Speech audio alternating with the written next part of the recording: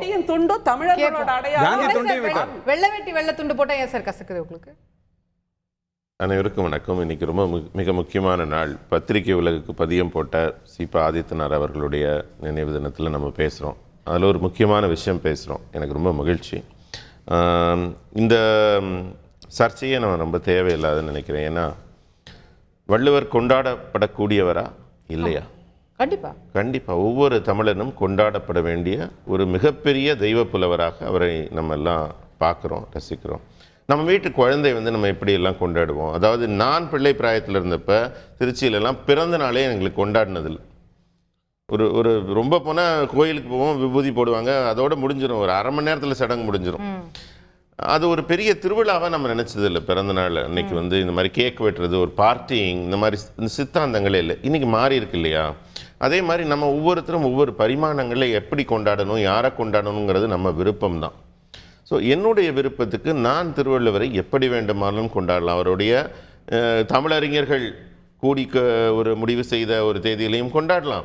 அக்கா சொன்ன மாதிரி கைனகாலஜிஸ்ட் எல்லாம் சேர்ந்து கண்டுபிடிச்ச ஒரு தேதியிலையும் கொண்டாடலாம். யாருக்கு என்ன விருப்பமோ கொண்டாடிட்டு போறதுல என்ன வலிக்குதுன்னு நான் கேட்கிறேன். நீங்க இப்ப வாழ்த்து சொல்றது சொல்றீங்க இல்லையா? சனாதனம் வேண்டாம்னு திறந்துட்டு போன ஒருத்தருக்கு நீங்க மறுபடியும் காவி ட்ரெஸ் போட்டு ருத்ராட்சம் போட்டு ஒரே ஒரு நிமிஷம் பதில் வந்துடுறேன். அவங்க சொன்னதுலயே இருக்கு. அவங்களே இந்த கேள்வியை முன் வச்சாங்க. இவங்க எல்லாம் கடவுள் மறுப்புக்கு பெரியாருக்கு இணையா பேசினாங்க. அவர் என்ன 2 விஷயம் சொல்லியிருக்காரு. அதாவது நான் இதை பத்தி பேசினா நம்ம தனி தர்க்கம் வைக்கணும். அவர் பேசுறப்ப இறைவனடி சேராதார் அப்படிங்கிறது தெளிவாக சொல்றார். நீ புண்ணியம் பண்ணாதாண்டா போய் சேருவாங்கிறார். இன்னொரு விஷயம் சொல்ற, வானுரையும் தெய்வத்துள் வைக்கப்படும்ங்கிறார். இதெல்லாம் தெய்வத்தை மறுப்பவர் சொல்லக்கூடிய சொற்களா? அவரு அவங்க தெய்வத்தை மறுக்கிறாங்கன்னு சொல்லல, சனாதனத்தை மறுக்கிறாரு. அது எப்படி தெய்வம் என்ன சனாதனம் என்ன? அதாவது ஒரே ஒரு விஷயம், சனாதனம் என்பது இந்த மொத்த சாதிய கட்டமைப்பை, ஏற்றத்தாழ்வுகளை ஏற்றுக்கொள்வது. சனாதனத்தின் புரிதல், பேதத்தை வைத்துக் கொண்டு ஆரியர்கள் செய்கின்ற அந்த அடக்குமுறை எல்லாவற்றையும் தான் எதிர்த்தவர்கள். சனாதனத்தின் புரிதல் இல்லாதவர்கள் சொல்றது. அதாவது சனாதனத்தின் புரிதல். சனாதனம்ங்கிறது ஒரு மிகப்பெரிய சப்ஜெக்ட், ஒரு ஆழ்கடல். அதுல இவங்க ஒரு புள்ளி எடுத்துக்கிறாங்க. என்ன எடுத்துக்கிறாங்க? இந்த சாதிய வர்க்க பேதம். ஒருவன் பிறப்பால் உயர்ந்தவன் இல்லை, பிறப்பால் அவனுக்கு உயர்வுகள் கிடைக்கக்கூடாது, பிறப்பால் ஒருத்தன் தாழ்த்தப்படக்கூடாதுங்கிறாங்க. அப்படி பார்த்தீங்கன்னா இந்த சனாதனத்தை முழுமையாக அமல்படுத்துறது திமுக தான். பிறப்பால் மட்டும்தான் மு.க. ஸ்டாலின் முன் வந்திருக்கிறார். பிறப்பால் மட்டும்தான் உதயநிதி முன் வைக்கப்படுகிறார். இதை தவிர வேற என்ன அவங்களுக்கு தகுதி இருக்க முடியுமா? அந்த கலைஞர்ங்கிற அடையாளத்தை மறுத்துட்டு பார்த்தீங்கன்னா பிறப்பின் உரிமையால மட்டும்தான் வர்றாங்க. அக்கா வந்தா கூட எனக்கு சந்தோஷம்தான்.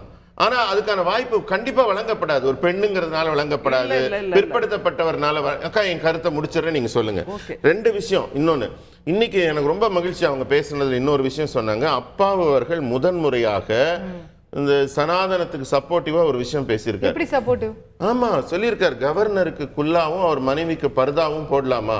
அப்ப இந்த நாட்டின் தொன்மையான இருக்கிற பெரும்பான்மை மக்களை இந்த மாதிரி மதம் மாற்றுவது தவறுங்கிறத அவர் பேசியிருக்காரு. எவ்வளவு அழகான ஒரு கருத்தை, எவ்வளவு தெளிவான. நீங்க இன்ஃபரன்ஸ் என்னன்னு சொல்லுங்க. இது போடலாமா? அடையாளத்தை என் மேல நீங்க சுமத்த கூடாது. இல்ல அவர் சொல்றாரு இப்படி எல்லாம் செய்யலாமான்னு ஒரு பதறி போய் ஒரு கேக்குறாரு.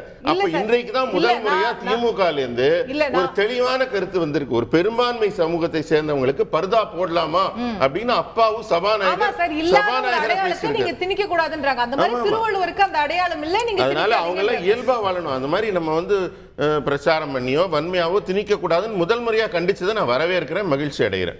அது நான் கருத்தை பதிவு கேள்வியா தான் கேட்கிறாரு. அப்ப நீங்க செய்யறது அதானே? நீங்க திருவள்ளுவர் அவர் ஏற்காத அடையாளத்தை அவர் மேல திணிக்கிறீங்கன்றது அவங்களோட. எங்க வீட்டு பர்த்டே பார்ட்டிக்கு எங்க வீட்டுக்கு வேண்டிய நீங்க திமுக போதா எல்லாரோட அப்படி இல்ல. நான் என் விருப்பத்துக்கு நான் அலங்காரம் பண்ணீங்க. இப்ப கோயிலுக்கு போறீங்க, முருகன் எல்லா நாளும் ஒரு ஆண்டி கோலத்துல ஒரு நாள் இருக்கார், இன்னொரு நாள் ராஜ அலங்காரத்துல இருக்கார். அது தப்புங்களா? ஐயோ ஒரு கோமணத்தோட தான் நிக்கணும் ஆண்டி கோலத்துல பழனியில சொல்லுவீங்களா? ஏன் ராஜ அலங்காரம் பண்ணீங்கன்னு கேட்பீங்களா? ஏன் ஆசை, நான் பன்முகத்துல பாக்குறேன் அவரை.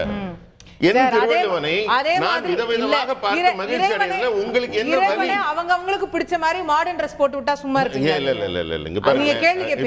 இப்ப முருகனுக்கு நீங்க அந்த மாதிரி செய்ய முடியுமா? இறை அதனாலதான் தெய்வ திருமேனியோட அவர் ஒப்பிட்டேன். நீங்க வேற லெவலுக்கு போறீங்க. எப்படி வேணா பண்ணிக்கலாம் அப்படின்னா எப்படி வேணான்றதுக்கு அந்த மாதிரியான வன்மையான எண்ணம் திராவிட சிந்தனை தான் அந்த மாதிரி வரும். பொதுவான இறை சிந்தனை பற்றாளர்கள் அந்த மாதிரி நினைக்க மாட்டாங்க. தமிழ் சிந்தனையுடைய நல்ல சிந்தனையுடையவர்கள் அப்படி நினைக்க மாட்டாங்க. இன்னொரு மிக முக்கியமான இந்த ஒரு இடத்துல நான் ஒரு பதிவு செய்யணும்னு நினைக்கிறேன். அதாவது வள்ளலாராகட்டும், வள்ளலாரோட முதல் பாடலே அவர் எழுதினதே உரிமையுடன் எனது திருவடி நினைக்கின்ற உத்தமர்தம் உறவு வேண்டும்னு முதல்ல கடவுளோட திருவடியை தொழுது தான் முதல் வரியை எழுதுறார். ஸோ இவங்க எல்லாரும் என்ன சொல்ல வந்திருக்காங்கன்னு கேட்டால், இந்த நாட்டில் இவ்வளவு சிறப்பாக மக்கள் சுபிட்சமாக வாழ்ந்ததுக்கு மிக முக்கியமான காரணம் என்னன்னா, இந்த நாட்டில் சனாதனம் இருந்தது, தெய்வ நம்பிக்கை இருந்தது. இதை ரெண்டும் நீங்க பிரிச்சு பார்க்கவே முடியாது, இத்தனை கட்டுக்கோப்பா இருந்ததுக்கு. அதனால இந்த வரிசையில வந்த தெய்வ புலவர் திருவள்ளுவரையும் அவருடைய பிறந்த நட்சத்திரத்தில் அவர் கொண்டாடுறாருன்னா, அவர் கொண்டாடுறது இன்னொரு முக்கியமான விஷயம் சொல்றேன். நான் வந்து பாரதிய ஜனதா கட்சியின் ஸ்போக்ஸ் பர்சனாக தான் பேசுறேன். கவர்னருக்கும் எங்களுக்கு வக்காலத்து வாங்குறதுக்கு வேண்டிய அவசியமும் இல்லை, இதுவும் இல்லை. அவசியம் இல்லை. அவர் அந்த மாதிரி செய்யறது இல்லை. திருவள்ளுவருக்கு காவி உடைய போட்டு பிஜேபியோட சித்தாந்தத்தை திணிக்கிறார். நல்ல வேளை நீங்க இந்த கேள்வி கேட்டதுனால தெளிவுபடுத்துற வாய்ப்பு இருக்கு. நாங்க ராஜ்பவனோட ஸ்போக்ஸ் பர்சன் கிடையாது கண்டிப்பாக. ஆனாலும் நான் என்ன கேட்கிறேன்னா, அவர் அந்த மாதிரி கொண்டாடுறதுனால எந்த விதத்துல தமிழுக்கு ஒரு இழுக்கு, அதாவது அவர் எப்பவுமே தவறாதான் பார்க்கப்படுறாரு. இழுக்கு இல்லைங்கிறத தாண்டி பிஜேபி சித்தாந்தத்தை திணிப்பதற்கு இப்படி எல்லாம் ஒரு சிம்பாலிசமா யூஸ் பண்றாரு. திருவள்ளுவர் வந்து இந்து முனிவர் இப்படி எல்லாம் சொல்லி உங்க இந்துத்துவத்தை இங்கே திணிக்க முயற்சிக்கிறார்ன்றத அவங்க குற்றம். இல்ல நான் ஒரே ஒரு ஃபைனல் கருத்து சொல்லிடுறேன். அக்காக்கு தெரியும், இந்த திருவள்ளுவருங்கிறது ஒரு கற்பனை ஓவியம் தான். இப்ப இருக்கிறது இந்த ஓவியம் கற்பனை ஓவியம் தான். அவங்க கேட்ட மாதிரி அவர் வாழும் காலத்தில் யாரும் பக்கத்துல இருந்து பார்த்ததில்லை. இவங்க சொன்ன மாதிரி தமிழ் அறிஞர்கள் எல்லாம் அந்த அவருடைய கருத்துக்களில் ஊறி திளைத்தவர்கள் எல்லாம் எத்தனை தெய்வங்களை பற்றி பேசியிருக்காரு, நம்ம வாழ்நிலை தத்துவங்கள் எவ்வளோ சொல்லியிருக்காரு அப்படிங்கிறதெல்லாம் வச்சு அவர் இப்படித்தான் இருப்பார்னு ஒரு கற்பனை பண்ணியிருக்காங்க. அவர் வரைஞ்சதே பாருங்க, அந்த ஜடாமுடியும் தாடியும் வந்ததுக்கு அப்புறமே தமிழ் சித்தன் தானே, தமிழ் முனி தானே, தெய்வ புலவன் சமண முனிவரா கூட இருக்கலாம்ன்றாங்க.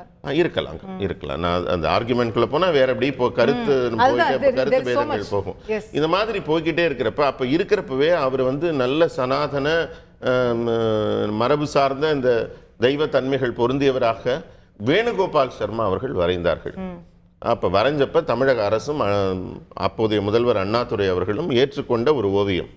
அந்த ஓவியம் இந்த மாதிரி விபூதி பட்டை எல்லாமே வெள்ளை ட்ரெஸ்ல இருந்தது கண்டிப்பாக கிடையாது. இதெல்லாம் பிற்காலத்தில் அண்ணன் சொன்ன மாதிரி, ரவியண்ணா சொன்ன மாதிரி, இந்த மாதிரி மற்றவங்க எல்லாம் தங்கள் மதத்தையும் மற்ற சாயல்களையும் திணிக்க வந்த போது அந்த ஆடை ஆவணம், நான் என்ன சொல்றேன், ஒரிஜினலி இதே திமுக அமைச்சரவை, இதே மக்கள், தமிழக மக்கள் ஏற்றுக்கொண்ட ஒரு முதல் ஓவியம், ஒரு பெரிய அறிஞரால் வரையப்பட்ட ஓவியம், மூத்த தமிழறிஞர்கள் ஒப்புதல் கொடுத்த அந்த ஓவியத்தை ஏன் சிதைக்கிறீங்க? இப்ப உங்க கருத்துக்கு ஏன் மாத்துறீங்க? எல்லாராலையும் ஏற்றுக்கொள்ளப்பட்டது எது நீங்க சொல்ற ஓவியம். எனக்கு அண்ணாதுரை அவர்கள் ஆட்சிக்கு வந்த உடனே சேர்ந்தது early 60sல. அண்ணா சிஎம்மா இருக்கும்போது, அவங்க சிஎம்மா இருக்கும்போது அவர் முன்னாடி திருவள்ளுவர் படம் இருக்கிற போட்டோ இருக்கு, தயவு செஞ்சு அதை பாருங்க. இல்ல அந்த படத்துல வந்து அவருக்கு எந்த உடையில இருக்காரோ அந்த உடை இருக்கட்டும் நாங்க சொல்றோம், வேற ஒண்ணும் சொல்லல. பதில் இருக்கு நிறைய அவருக்கு சொல்றதுக்கு. அவர் காரை செல்வராஜ் கேட்கணுமே, நான் என்ன பண்றேன். திரு காரை செல்வராஜ், எல்லாருக்கும் உரிமை இருக்குல்ல, அவங்க திருவள்ளுவரை எப்படி போட்டுறாங்களோ, என்ன தேதியில போட்டுறாங்களோ, இல்ல வந்து என்ன உடை அணிவிக்கிறாங்களோ, நமக்கு என்ன பிரச்சனை இருக்கு? திருவள்ளுவரை கொண்டாடுறாங்களே, சந்தோஷப்பட்டு போக வேண்டியதானே? இல்ல, அது ரொம்ப இயல்பாக பேசுறீங்க. யாரை கொண்டாடுகிறோம் என்பதை விட அவர் என்ன சொல்லி இருக்கிறார், அவர் சொல்லி இருக்கிற அறவழி கோட்பாடு, உலக பொதுமறையாக இருக்கிற ஒருவருடைய சொல்லுக்கான அவருடைய அறிவுறுத்தல், அவருடைய அறவழி கோட்பாடு, வாழ்வியல் கோட்பாடுகளுக்கான இணையாக பார்க்கக்கூடிய விடயமே தவிர, இது சாதாரணமா எனக்கும் உங்களுக்கும், என் பிள்ளைக்கும் உங்க குழந்தைக்கும் பிறந்த நாள் கொண்டாடுற மாதிரி அவங்க பேசுறதுங்கிறது ரொம்ப வேதனையாக இருக்கிறது. ட்ரெண்ட உங்க ஃப்ரெண்ட் ஆக்கிக்கோங்க. யூடியூப்ல 1 கோடி சப்ஸ்கிரைபர்கள் கொண்ட உங்கள் தந்தி டிவியோட இணைந்திருங்க.